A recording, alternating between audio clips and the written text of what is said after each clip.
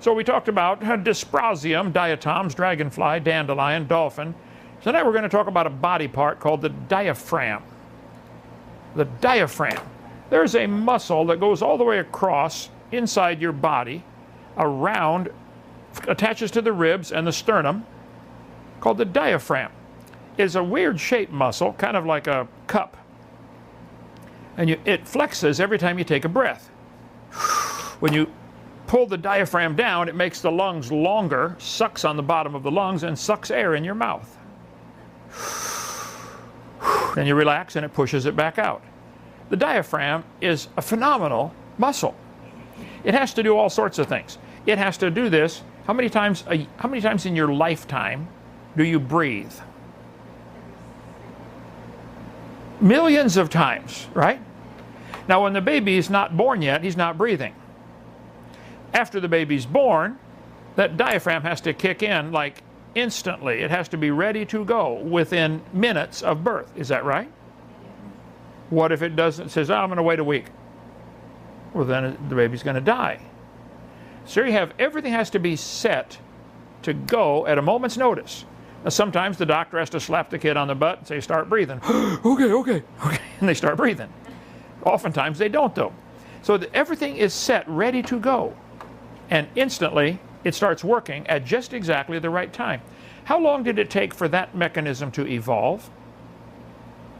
For millions of years, they had the diaphragm, but it didn't kick in on time, so they all died. Nobody survived for millions of years, till one of them finally got it. The diaphragm, this diaphragm muscle separates your upper part of your body from the parts of your lower part of your body. The change in volume in the thoracic cavity, the thorax, during breathing is due to alternate contraction and relaxation of the diaphragm. It separates the thoracic cavity from the abdominal cavity, your abdomen. But the upper part of your body has to get stuff through that diaphragm to the lower part. So it's not just a solid sheet of muscle, because then it would, how does the food get from your mouth down to the lower part? How about the blood vessels? Don't they have to go through that? Now, insects breathe through their skin. They don't have a diaphragm. They're sucking air in and out through their skin. But the textbooks are going to tell you kids in school that all the insects and all the fish and all the people and everything is related to a common ancestor. Question: where along the way did it go from not having a diaphragm to having a diaphragm? Aren't the textbooks teaching everything is connected to a common ancestor? I got this off the internet 20 minutes ago. The phylogenetic tree of life. Yes, boys and girls, the animals and the fungi and the plants and the ciliates and everything, all life forms. Just Google, all life forms have a common ancestor. And hundreds of pages come up. Yes, that is what they're teaching, which means you have a problem. You have thousands of problems. You have to go from a skeleton on the inside of your body to a skeleton on the outside of your body. How did they survive that transition? You got to go from an insect with no diaphragm to people which have a diaphragm. I don't think it's that simple. I don't think you can just say, well, given enough time, it could happen. SpongeBob, imagination. That's not science, fellas. That's silly. This diaphragm is pretty phenomenal. You could probably spend a lifetime just studying the diaphragm and how complicated it is. I'm not going to do that tonight. Okay, we're talking about things, creatures. I think it is impossible for any evolutionist to explain how they could have evolved. And I keep asking the same questions. I've never gotten one straight answer. I had a comment on the last one about the diaphragm that I'm going to respond to tonight publicly, sweetly, kindly, in Christian love, okay? These things cannot possibly be explained how they evolved. We went through A, B, C, D. We covered the diaphragm. So Mongo and CR commented. Mongo said, how hard is it to type diaphragm evolution into a search engine? This is just ignorance and laziness. Oh, okay. CR responded, Mongo Davis, if they Googled it, they couldn't believe it because it goes against their 2,000-year-old book. Well, Mongo and CR, buckle up. I Googled diaphragm evolution in a search engine. And it said, today, but in mammals, the primary respiratory driver is the diaphragm, a large crescent-shaped muscle that separates the lungs from the abdomen. When it contracts, it draws in air and inflates the lungs. But when the diaphragm first evolved in the mammalian lineage has remained a mystery. Let me translate that for you, Mongo. They don't have a clue, not a clue in the world how it happened. How about this one? Evolutionary origin of the mammalian diaphragm. The comparatively low compliance of the mammalian lung results in an evolutionary dilemma. The origin and evolution of this bronchiovalvular lung into a high-performance gas exchange organ results in a high work of breathing that cannot be achieved without the coupled evolution of a muscular diaphragm. In other words, we couldn't breathe without the diaphragm. Like, duh, we've been saying that, okay? However, despite over 400 years of research into respiratory biology, the origin of this exclusively mammalian structure remains elusive. Let me translate that for you, Mongo. They don't know. Okay? Here we examine the basic structure of the body, muscle, walls, and vertebrates and discuss the mechanics of coastal breathing and functional significance of accessory breathing muscles in non-mammalian amniotes. We then critically examine the mammalian diaphragm and compare hypotheses on its ontogenetic and phylogenetic origin. A closer look at the structure and function across various mammalian groups reveals the evolutionary significance of collateral functions of the diaphragm as a visceral organizer and its role in producing high intra-abdominal pressure. Oh, so we looked at it and realized, wow, this thing is needed. Yeah? Let me translate that for you. They don't know, but we got to have it. I see, okay. How about this one? Lungs provide air-breathing vertebrates with an efficient and often intricate surface for the exchange of oxygen and carbon dioxide. They do work pretty good, don't they? I've been using mine long time, okay? However, they require a mechanism for the air within them to be repeatedly replenished. You got to have something to get new air in there all the time. Animals achieve this in a variety of different ways, but most suck air into the lungs by generating a negative thoracic pressure. In other words, the diaphragm pulls down, creates a vacuum, air comes in. Simple enough. The simplest way to do this is to expand the rib cage with intercostal muscles, and many vertebrates do just that. But in mammals, the primary respiratory driver is the diaphragm, a large crescent-shaped muscle that separates the lungs from the abdomen. When it contracts, it draws in air and inflates the lungs.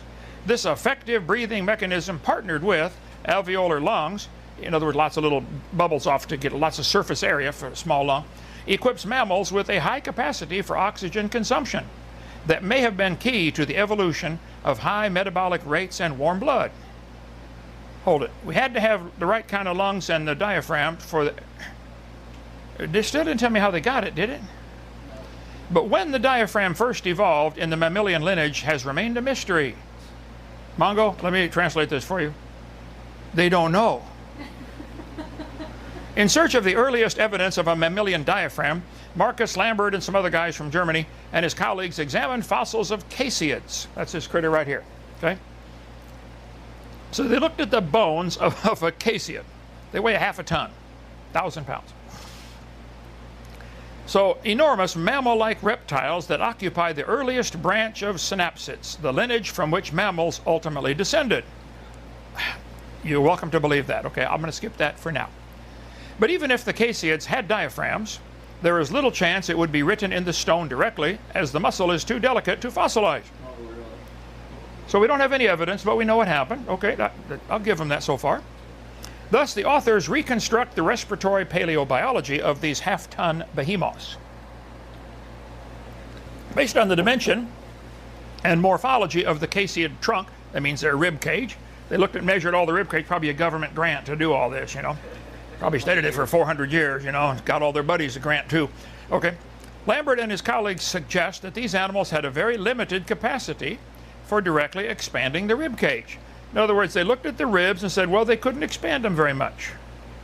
Okay, well, humans can't expand theirs very much either. which means we have to have a diaphragm to pull it down. Now your rib cage does expand, and that helps pull some air in, but most of it's the diaphragm pumping up and down. Okay. If they, talking about the casids, were sluggish and had low oxygen demands, in other words, they didn't move very fast, so they didn't need much air, they may have just about managed. But if they had oxygen consumption rates similar to those of active modern reptiles, they would have had to pant over 50 times a minute. Once a second, just about. However, the team, with their government grant, I added that part, encouraged a game changer when they closely analyzed the casiid bones. They were spongy and almost osteoporosis, you know, full of holes. As had previously been assumed, these animals were terrestrial, live on land, their fragile bones would have been vulnerable to damage. In other words, their bones were too soft, they would break. Further, their short necks would have made their menial tasks of eating and drinking difficult. Hard to eat and drink when your neck is this long. Right? Okay. The team, therefore, suggests that the casids were predominantly aquatic. Oh, they must have lived in the water. The neck's too short, lungs are too small, bones are too soft, had to live in the water. Right. If these, you told me to search it on the internet, I did, okay? If these aquatic assumptions are correct, the casid ventilatory inefficiencies, in other words, their lung system wouldn't work, would be tremendously exposed. All known diving animals require large ventilation volumes. That's a complicated way of saying they need a lot of air, okay? Watch a whale when they go down under for a long time and come back up and blow it out the blowhole, okay? And are characterized by effective ventilation mechanics. Oh, if you're going to go underwater, you got to be effective in breathing. When you get up there, get a good breath. I believe that. If the casids relied on their limited rib movements alone, they would be left short of breath. In the author's own words, the impossible meets the improbable. Think about that, Mongo, for a couple of minutes. These ancient ancestors must have relied on accessory breathing apparatus. Oh, they had scuba tanks. The casids could have swallowed air, pushing it from their mouth to the lungs like frogs, but their mouths are too small to make a meaningful contribution to ventilation. They also could have possessed specialized muscles like turtles or something completely unique. But this seems far-fetched and lacks evidence. Let me translate that for you, Mongo. They don't know. Okay? Instead, Lambert and his buddies suggest the most likely scenario is that these ancient mammal-like reptiles probably had mammal-like diaphragms to help them catch their breath. In other words, they already had a diaphragm. So this didn't help at all telling me how they got one, did it? No. All the evidence indicates they had to already have one. Okay. So, Mongo and CR, please post your public apology in the comments below. I'm here to help. Give us a call. Thank you for joining us for our channel. Press thumbs up. Tomorrow night, the letter E, well, I'll surprise you tomorrow night. We're going to continue with the E's. We can see A, B, C, D. You haven't answered any of the questions yet, guys. I'm waiting. Notice the smile. Push thumbs up, like, share, subscribe. Join the 7-7 Club. Come. Almost to 100,000? What? We're almost to 100,000. Almost to 100,000 subscribers. 95.9 or something like that. Yeah. Tell your friends. Sign up. And you commenters, be careful. You might get yours published publicly, like Mongo. Mongo, we love you. I don't know who you are. You come down here, I'll give you a tour of the place personally. Come on down. Say, Brother Hoven, Mr. Hoven. You'll call me Mr., I'm sure. Mr. Hoven. I'm Mongo. Hey, Mongo, welcome to Dinosaur Adventureland. Well, buy you lunch. Then I'm going to go, Mongo, just for you, I'm going to go. Just for you. See you tomorrow. Bye. Okay.